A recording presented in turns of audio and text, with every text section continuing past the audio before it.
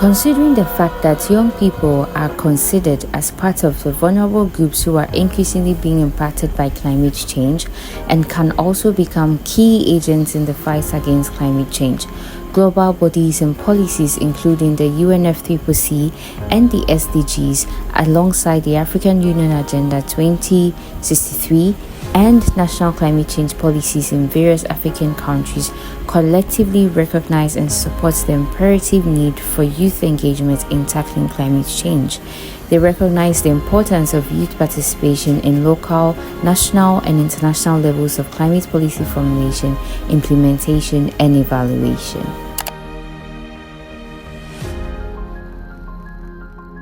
There has been an increasing call for effective participation of young people at all levels of decision-making processes in the global climate change discourse for many years. But we know that for decisions made at the international level to be achieved, it requires effective implementation at the local level. As such, district and local assemblies are mandated to mainstream climate change response programs and policies in their medium-term development plans. This is why early this year, SYND launched the Youth in Climate Action at the Local Level project. For our Inception workshop, we were able to select and train 30 young people from the northern, middle and southern parts of Ghana, where they had the opportunity to engage experts from the National Development Planning Commission and the Ga'is Municipal Assembly to aid them understand the local governance structures we have in Ghana, which in effect increases the active participation of young people in decision-making processes and also promotes climate action at the local level. In our quest to ensure that this training received by participants of this project, we tasked them to write to their local assemblies requesting for their current medium-term development plans and annual action plans, and also to gather information on the frequency of town hall meetings and the process of participation. I'm always happy when there are opportunities for young people to engage their local assembly at the decentralized level. And this project has offered that opportunity to bring on board youth voices and ensuring that the needful work we need in our society is being done. The major things I've learned is it is possible for young people to influence policy at the local level, given that they are armed with information and then advocacy strategies with which they can engage officers in the local government level.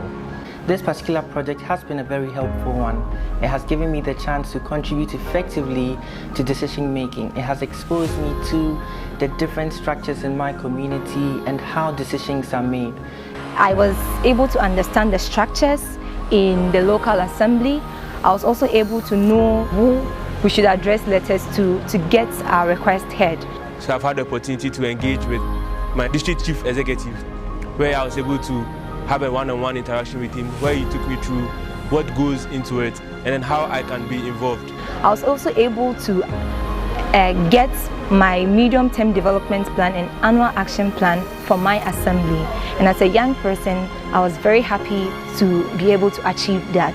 I have benefited a lot because it has offered me the opportunity to engage my local assembly on activities, policies, decisions that are supposed to contribute to nation building and development. Right now, with the kind of leverage we now have, working with Home Municipal Assembly, we intend to build upon that and train more young people. Given the kind of advocacy strategies we've been trained with over here, we are also going to replicate that so that we get more young people come into the assembly to influence policy. If we are more, we get to influence more.